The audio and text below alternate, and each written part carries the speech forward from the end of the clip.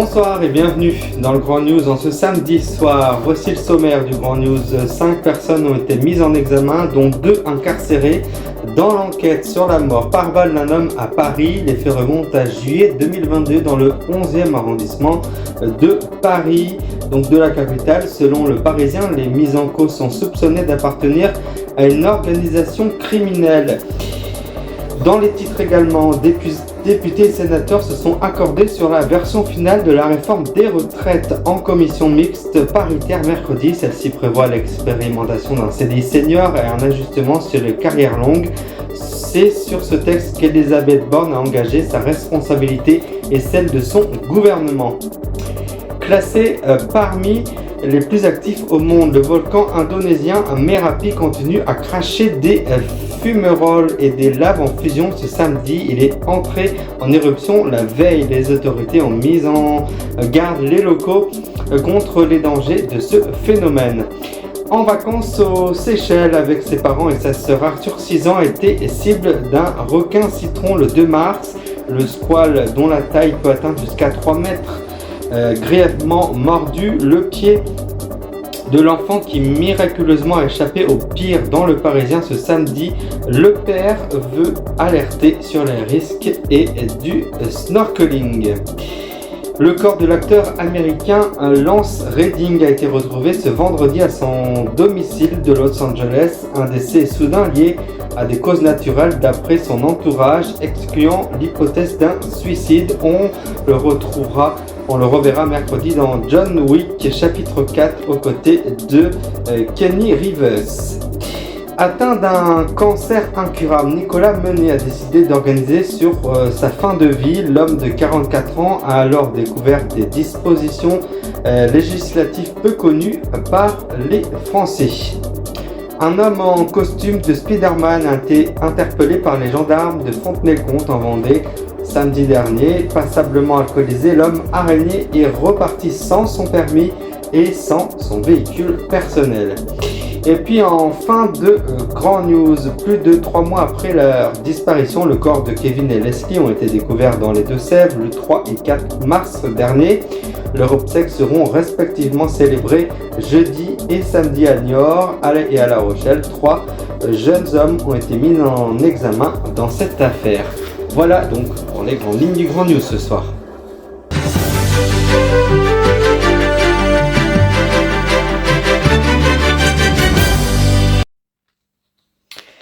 Ils appartiendraient à un vaste réseau de drogue. 5 personnes ont été mises en examen, dont 2 incarcérées dans l'enquête sur la mort par balle d'un homme en juillet dans le 11e arrondissement de Paris, indiqué aujourd'hui une source judiciaire. Le soir du 18 juillet 2022, 2 hommes étaient descendus d'une voiture rue Popincourt dans le 11e et avaient tiré sur 2 personnes attablées à une terrasse d'un bar, tuant l'une d'elles. Au total, 9 personnes ont été interpellées et placées en garde à vue lundi. Selon le Parisien, les mises en cause sont soupçonnées d'appartenir à une organisation criminelle.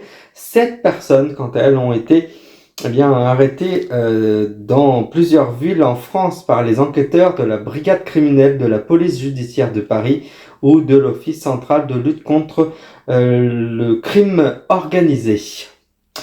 Report à l'âge légal, durée de cotisation, mère de famille, employé de senior, carrière longue, pénibilité au travail, régimes spéciaux. Voici les principaux points des réformes des retraites à l'issue de l'accord conclu mercredi entre députés et sénateurs entre commissions mixtes paritaires.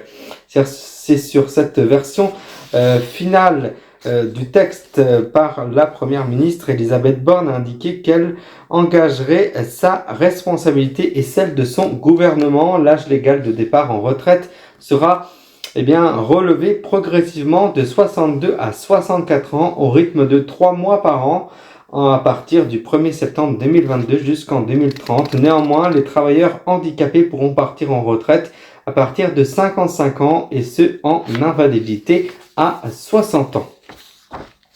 D'impressionnantes images catégorisées parmi les volcans les plus actifs au monde. Le Merapi est entré en éruption vendredi 17 mars pour la Saint-Patrick. Dans la nuit, une importante quantité de lave s'est écoulée dans le cratère et une grande colonne de fumée noire s'est élevée à 1300 mètres de haut. Depuis son sommet ce samedi, il continue de cracher des cendres brûlantes de la lave en fusion et a aussi été aperçu.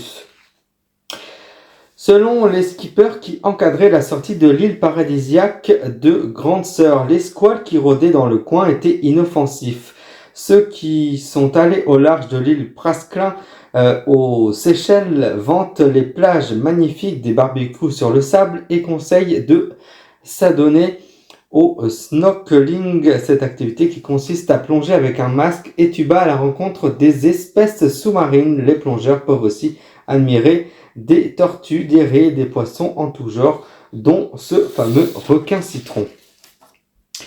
Hollywood est sous le choc. L'acteur américain Lance Reddick, célèbre pour ses rôles dans la série The Wire, dans la saga d'action John Wick, a été retrouvé mort ce vendredi à l'âge de 60 ans à son domicile du Studio City, un quartier de Los Angeles. D'après son attachée de presse Mia Hanson, il serait décédé de causes naturelles, excluant l'hypothèse totale d'un suicide. Marié depuis 2011 avec sa compagne Stephanie, il était père de 2 enfants. Ces dernières semaines, Lance Reddick assurait encore la promo de John Wick chapitre 4 en salle en France mercredi prochain. Dans cette série de films d'action du réalisateur Chad Stahelski, il incarne Sharon, le concierge du Continental Hotel, l'établissement qui sert de refuge aux tueurs à gages incarcérés et incarné par Keanu Reeves. Transmettre son histoire, c'était l'objectif de Nicolas Menet, un Ardéchois de 44 ans atteint d'un cancer du cerveau incurable. Nicolas Menet a organisé sur sa fin de vie en France. Il souhaitait partager son vécu et parcourir avec d'autres patients pour les aider à son tour. Il a pour cela écrit un livre à paraître, Faire le deuil de soi, aux éditions Le Cherche Midi. Il souhaitait témoigner. L'équipe de TF1 au reporter a pu le suivre pendant 2 jours. Quelques semaines avant son décès à 44 ans, Nicolas Menet a dû faire son deuil de fin de vie en planifiant en amont les étapes de son départ. Il a alors découvert que peu de Français connaissaient la loi sur la fin de vie. Les gendarmes de la brigade de Fontenay-le-Comte en Vendée, à 60 km de La Roche-sur-Yon, ont eu une drôle de surprise samedi soir. Appelés par le centre d'opération et de renseignement de la gendarmerie de la Vendée pour contrôler un véhicule à la conduite hasardeuse voire dangereuse, ils tombent nez à nez avec Spider-Man. L'homme araignée a expliqué qu'il se rendait chez un ami à qui il souhaitait faire une surprise, d'où son déguisement en héros Marvel, relate la gendarmerie de la Vendée sur Facebook.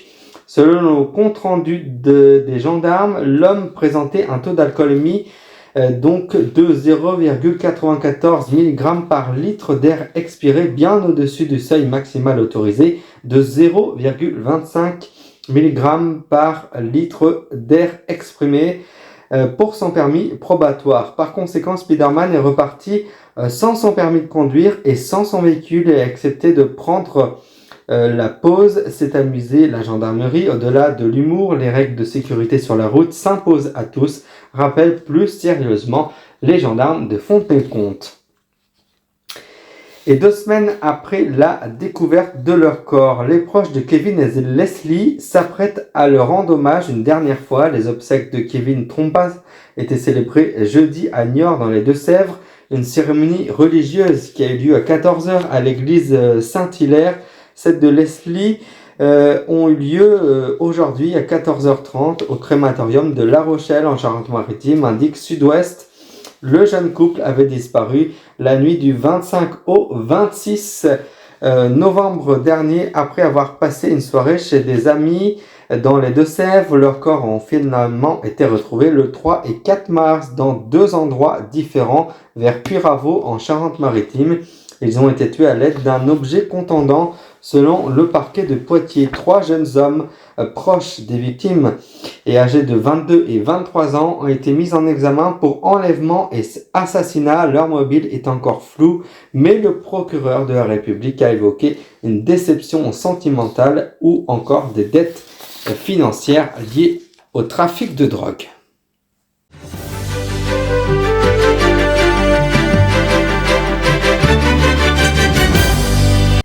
Je vous rappelle la principale information. Dans cette édition, 5 personnes ont été mises en examen, dont 2 incarcérées dans l'enquête sur la mort par balle d'un homme à Paris.